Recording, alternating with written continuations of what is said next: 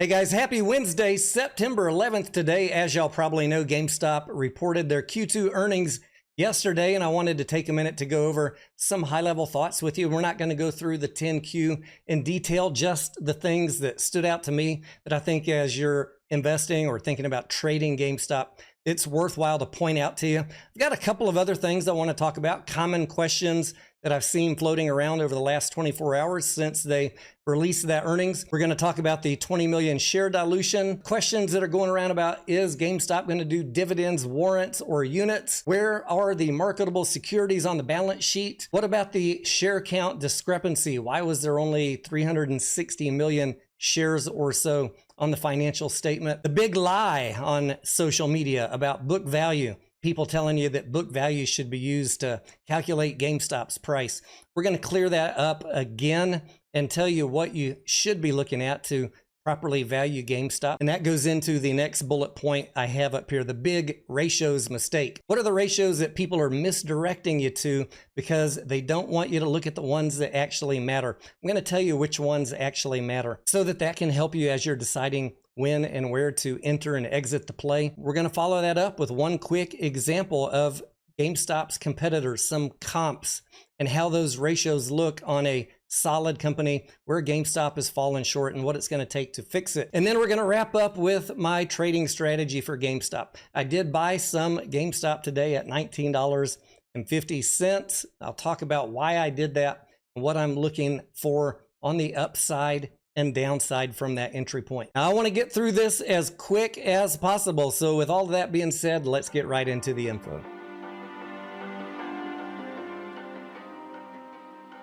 As we're going through today's information, keep in mind that I trade GameStop and my content is designed for people who are looking to get the best entry possible and sell into run-ups, take profits, wait for it to come back down, rinse and repeat. If you have a different strategy, that is fine. You still might find some of this info useful, especially if you're wondering, why isn't the price trading at $40 or $50 like those other guys are telling me? We're going to walk through today why the shorts or the people with more money than us might be suppressing the price. There are a lot of different things going on with GameStop, right?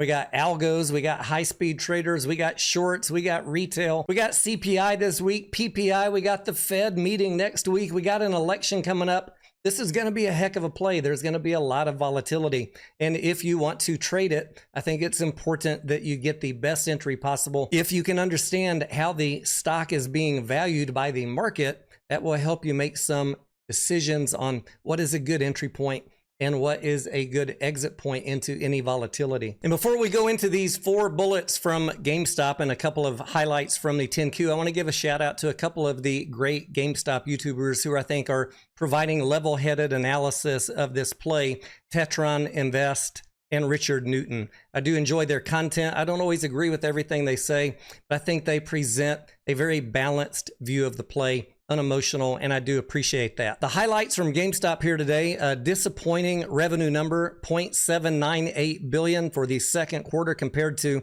$1.1 billion for the same quarter a year ago. SG&A, $270 million. We'll talk about how I measure that when we look at the spreadsheet in just a second.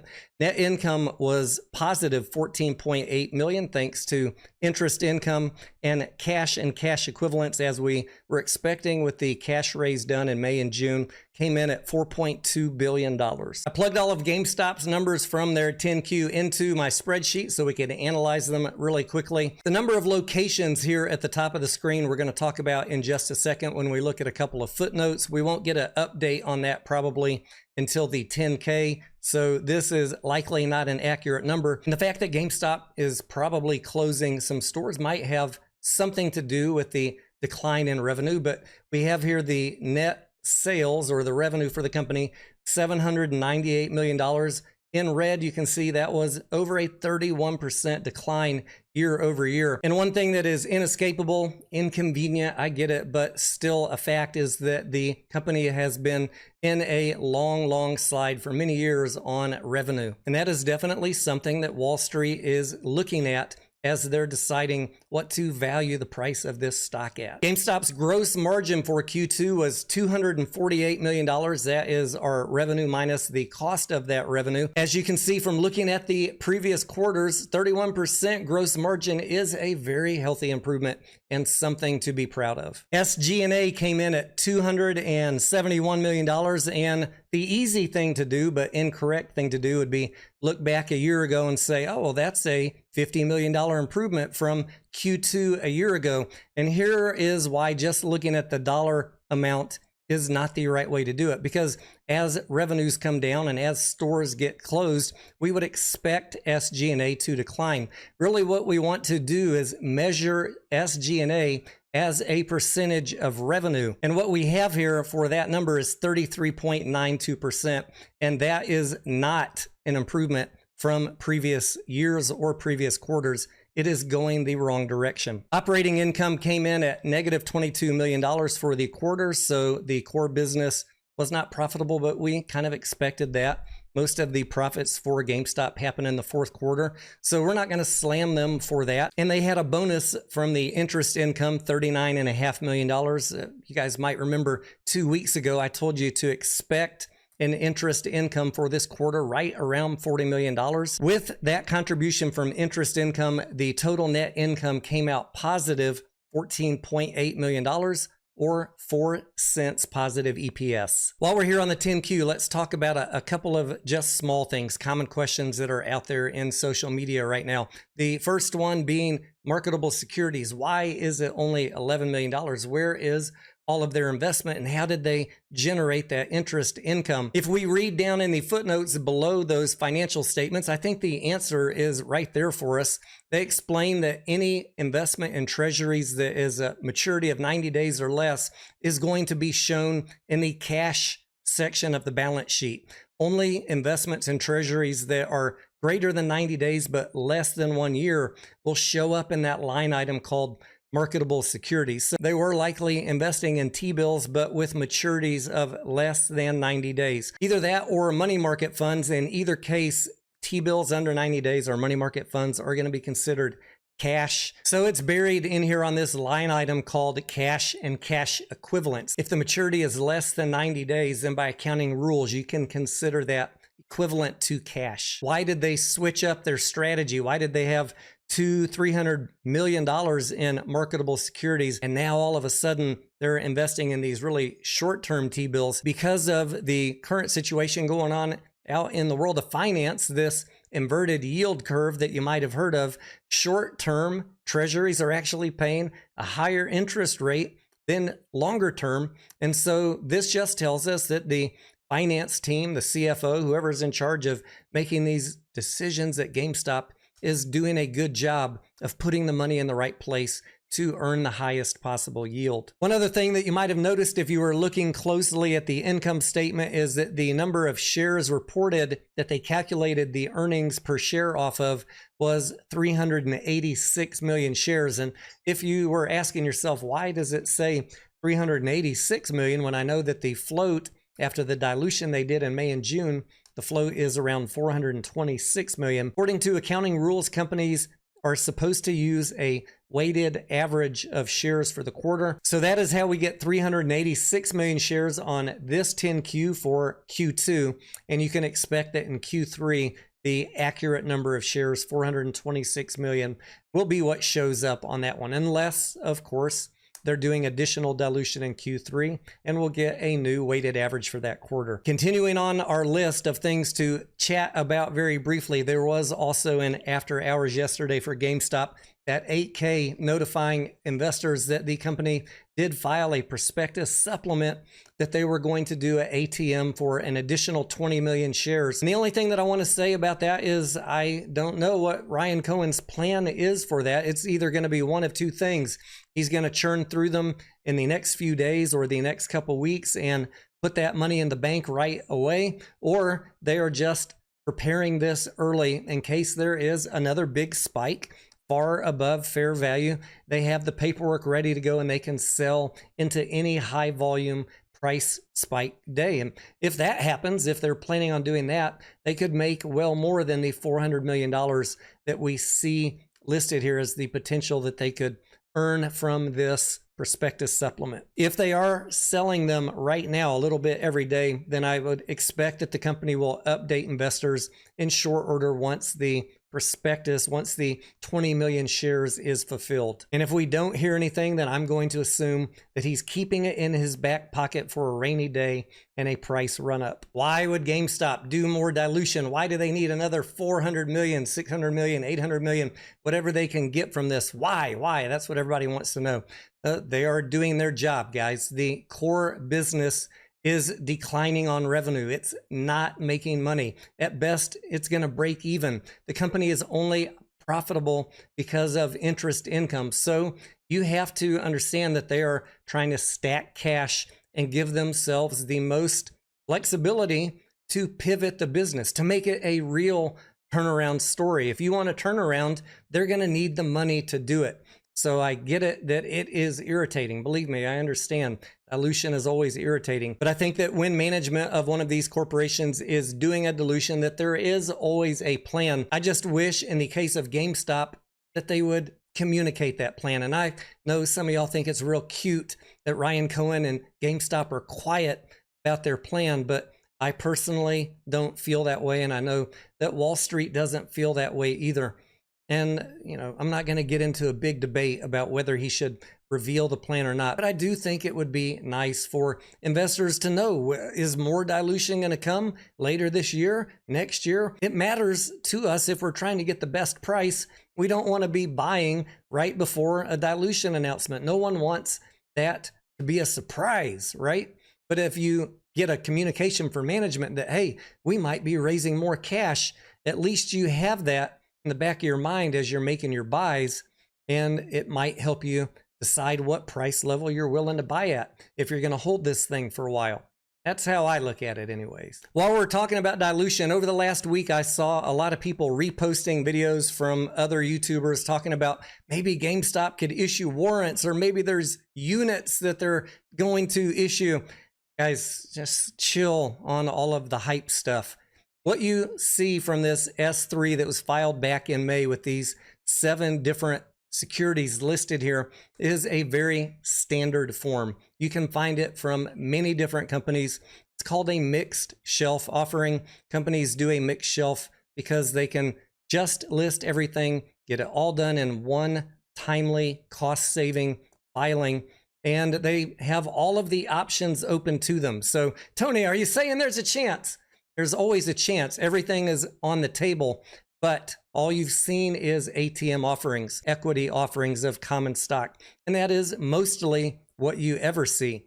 Every now and then, companies will do a unit where they pair shares with warrants or debt with warrants, but that is not actively happening right now, and you'd get a prospectus supplement if that ever did happen. And I honestly don't see any reason for GameStop to ever do that. So it's not on my list of highly probable things to see warrants or units coming out of GameStop. There is obviously the potential for more common share ATMs because they haven't communicated a plan, and we've seen 3 of them now since May. So I'm going to say the probability of more is going up in my mind. More ATM offerings of Class A common stock. Could GameStop ever issue a dividend? A lot of people think that a dividend is a magic bullet to make the shorts cover. I don't necessarily agree. And I also think that paying a dividend right now while the company is actively diluting, trying to raise money, and has no excess earnings would be a dereliction of duty of management. Dividends are typically paid out when you have excess earnings on the income statement. So when you show me an income statement where they've got $100 million of extra income, $200 million of extra income in a quarter that they don't know what to do with, then maybe we could talk about a dividend. But I just don't see it as a realistic option for GameStop right now. Could it happen? Sure, anything could happen, but I'm not forecasting any dividends in the near-term future. Maybe I'll be wrong. We'll just have to wait and see. As we wrap up here, I want to talk about the book value lie and the ratios that people don't want to talk about when they're covering GameStop, and what tips I can give you of how to properly value this stock so that you can make an intelligent entry if you're trying to trade this stock or buy it and hold it. Remember that book value is a liquidation value. So unless you're planning on GameStop going bankrupt, book value is frankly just irrelevant. We only care about book value, and we're looking for a value play where the market cap is underneath the book value of the stock, and that is not the case with GameStop. Nobody should be talking about book value with GameStop.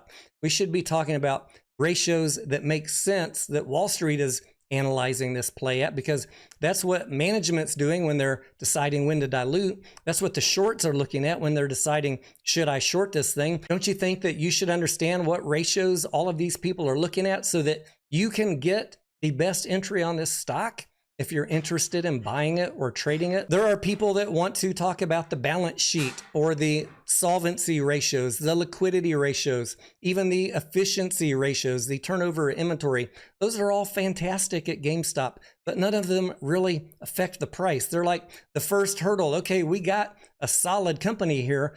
Now, is it making money?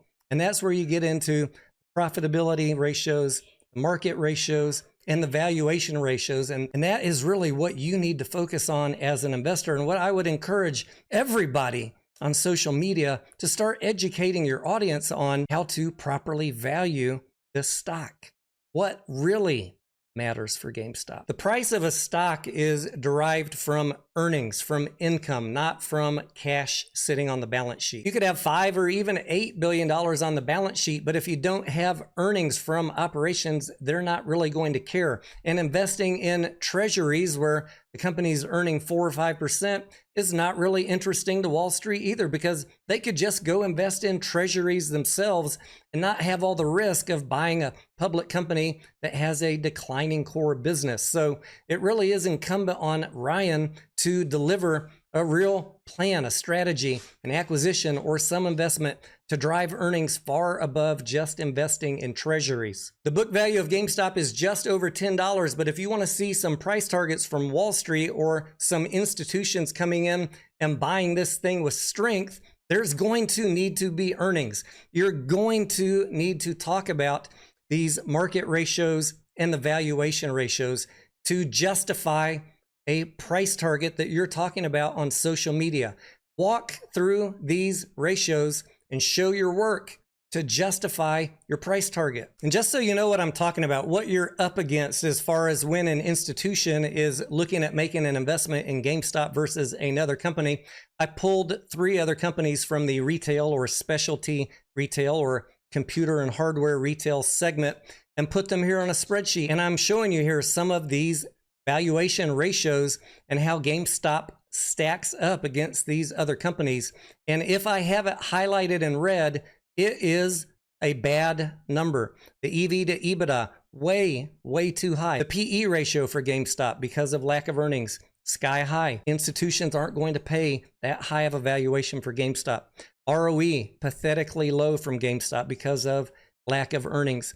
And the free cash flow yield is a negative number compared to these other companies. And then down at the bottom, I have the average for the S&P. So you can see what the dilemma is for GameStop and why Ryan and management know that they need to transform the company. Trust me, management knows what they need to do. I'm trying to communicate to you guys what they need to do so that you understand what the struggle is.